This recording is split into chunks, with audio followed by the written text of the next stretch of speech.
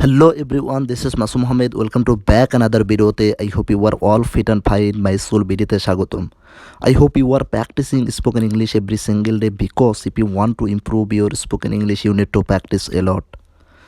আজকে আমরা যেটা নিয়ে ডিসকাস করবো সেটা হলো মডাল ভার্বের মাস্ট দিয়ে কীভাবে আমরা সেন্টেন্স বা বাক্য তৈরি করতে পারি। অর্থাৎ আমাদের ডেইলি লাইফে যে বিভিন্ন সেন্টেন্স বা বাক্য ইউজ হয়ে থাকে, আমরা কনভারসেশনে বিভিন্ন সেন্টেন্স বা বাক্য ইউজ করে থাকি, সেখানে আমরা মাস্ট দিয়ে কীভাবে সেন্টেন্স তৈরি করতে পারি। মাস্ট দিয়ে আমরা কীভাবে হাবোধক বাক্য, নাবোধক বাক্য এবং প্রশ্নবোধক বাক্য তৈরি করতে পারি। অর্থাৎ অ্যাফার্মেটিভ সেন্টেন্স, নেগেটিভ সেন্টেন্স এবং ইন্টারগেটিভ সেন্টেন্স তৈরি করতে পারি। তাহলে আই হোপ ভিডিওটি যদি প্রথম থেকে শেষ পর্যন্ত দেখতে থাকেন তাহলে কিন্তু খুব সহজে মাস্ট দিয়ে আপনারা এই তিন ধরনের সেন্টেন্সই তৈরি করতে পারবেন: হাবোধক বাক্য, নাবোধক বাক্য এবং প্রশ্নবোধক বাক্য। তাহলে আই হোপ ভিডিওটি প্রথম থেকে শেষ পর্যন্ত দেখতে থাকুন।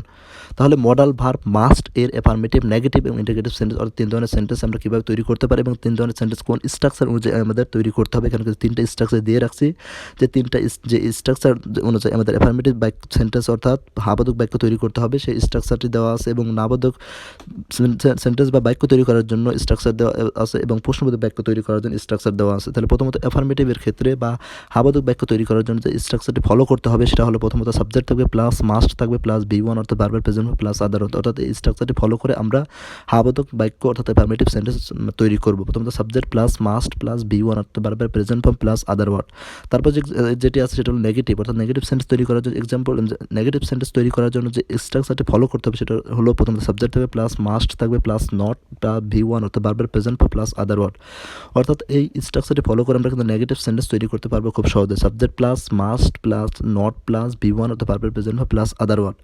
তারপর যেটি আছে সেটা হলো ইন্টারগেটিভ অর্থাৎ ইন্টারগেটিভ সেন্টেন্স তৈরি করার জন্য যে এক্সাম্পলটা আমাদের ফলো করতে হবে সেটা হলো প্রথমত মাস্ট থাকবে অর্থাৎ ইন্টারগেটিভ সেন্টেন্স তৈরি করার জন্য প্রথমে আমরা মাস্ট বসিয়ে দেবো প্লাস সাবজেক্ট বসাবো প্লাস B1 অর্থাৎ ভার্বের present form plus other word. তাহলে এই স্ট্রাকচারটি ফলো করে কিন্তু আমরা ইন্টারগেটিভ বা প্রশ্নবোধক বাক্য তৈরি করতে পারবো। তাহলে আমরা কিন্তু বুঝে নিলাম বা দেখে নিলাম প্রথমত এই তিনটি স্ট্রাকচার অনুযায়ী আমরা তিন ধরনের সেন্টেন্স তৈরি করতে পারবো। তাহলে চলুন আমরা কিছু এখন এক্সাম্পল দেখি, যে এক্সাম্পলগুলো আমরা কিন্তু ইউজ করে কিন্তু আমরা খুব সহজেই এরকমভাবে আমরা মাস্ট দিয়ে তিন ধরনের সেন্টেন্স তৈরি করতে পারি, হাবোধক বাক্য, নাবোধক বাক্য এবং প্রশ্নবোধক বাক্য তৈরি করতে পারবো। তাহলে চলুন কিছু এক্সাম্পল দেখে নেই যাতে আমাদের ডাউটগুলো, কনফিউশনগুলো ক্লিয়ার হয়ে যায়। তাহলে প্রথমত যেটি লেখা আছে এখানে ডেইলি ইউজের সেন্টেন্স অর্থাৎ আমাদের ডেইলি লাইফে যে বিভিন্ন সেন্টেন্স বা বাক্য আমরা ইউজ করে থাকি কনভারসেশনে, তারই মধ্যে আমরা কিছু এক্সাম্পল নিয়ে আসছি, যে এক্সাম্পলগুলো প্র্যাকটিস করলে কিন্তু মাস্ট দিয়ে খুব সহজে সেন্টেন্স তৈরি করা যাবে। এবং এখানে কিন্তু আমি গঠনও দেখিয়েছি, তিনটা স্ট্রাকচার দেখিয়েছি। কিছু এক্সাম্পল নিয়ে আসছি যেগুলো আমরা প্র্যাকটিস করবো, এটার পাশাপাশি অবশ্যই কিন্তু আপনারা নিজেদের থেকে বিভিন্ন এক্সাম্পল তৈরি করতে পারেন এবং সেগুলো অবশ্যই প্র্যাকটিস করতে পারেন, এতে করে কিন্তু আপনাদের স্পোকেন ইংলিশ ইম্প্রুভমেন্ট হতে পারে।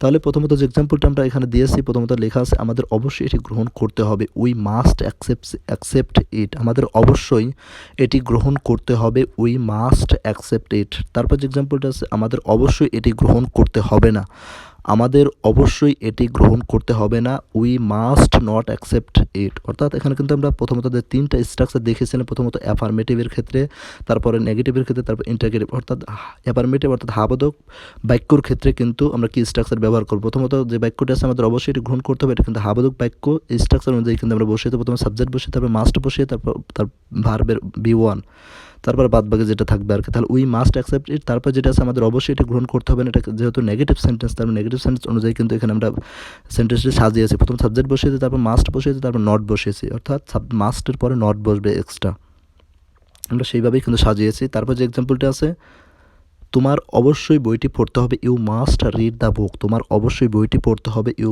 Must read the book. তাহলে চলুন আরও কিছু এক্সাম্পল দেখে নেই। তারপর যে এক্সাম্পলটা লেখা আছে তোমার দ্রুত ড্রাইভ করা উচিত না, you must not drive fast. তোমার দ্রুত ড্রাইভ করা উচিত না, you must not drive fast. তারপর যে এক্সাম্পলটা আছে তোমার সৃষ্টিকর্তার কাছে প্রার্থনা করা উচিত, you must pray to God. তোমার সৃষ্টিকর্তার কাছে প্রার্থনা করা উচিত, you must pray to God. তারপর এক্সাম্পলটা আছে তোমার অবশ্যই বেশি পানি পান করা উচিত, you must drink more water. তোমার অবশ্যই বেশি পানি পান করা উচিত, you must drink more water. তারপর যে এক্সাম্পলটা আছে আমাদের আগামীকাল সকালে উঠতে হবে, we must get up early tomorrow. আমাদের অবশ্যই কাল সকালে উঠতে হবে, তাহলে এটা ইংলিশ হবে we must get up early tomorrow. তাহলে বুঝতে পারতেছি কিন্তু খুব সহজে আমরা মাস্ট দিয়ে কিংবা হাবোধক বাক্য, নাবোধক বাক্য এগুলো তৈরি করতে পারি। তাহলে চলুন আরও কিছু এক্সাম্পল দেখে নেই। তারপর যে এক্সাম্পলটি আছে, আমাদের অবশ্যই কাজটি করতে হবে, I must do the work.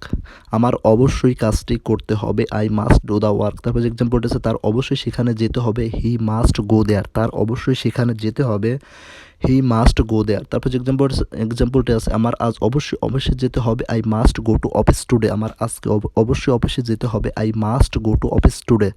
তারপর যে এক্সাম্পলটি আছে, আমাদের বাসা অবশ্যই মেরামত করতে হবে, we must renovate our house. আমাদের বাসা অবশ্যই মেরামত করতে হবে, we must renovate our house. তাহলে কিন্তু বুঝতে পারলেন কিভাবে আমরা মাস্ট দিয়ে নেগেটিভ সেন্টেন্স, অ্যাফার্মেটিভ সেন্টেন্স অর্থাৎ হাবাদক বাক্য, নাবাদক বাক্য এগুলো তৈরি করতে পারে। আর ইন্টারগেটিভ সেন্টেন্স তৈরি করার জন্য কিন্তু জাস্ট মাস্টটা শুরুতে বসিয়ে দেবো।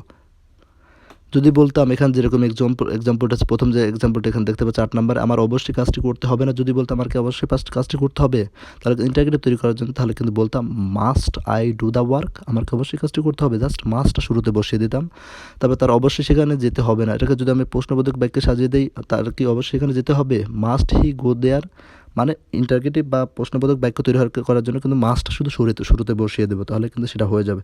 তাহলে ভিডিওটি হেল্পফুল হয়েছে। ভিডিওটি যদি হেল্পফুল হয়ে থাকে অবশ্যই ভিডিওতে একটা লাইক দিবেন এবং চ্যানেলটি সাবস্ক্রাইব না করলে অবশ্যই সাবস্ক্রাইব করবেন এবং তার পাশে ভিডিওর কমেন্টে জানাবেন কোন টপিকও ভিডিও চাচ্ছেন, আমরা নেক্সট টাইম সেই টপিকেরও ভিডিও আনার চেষ্টা করব।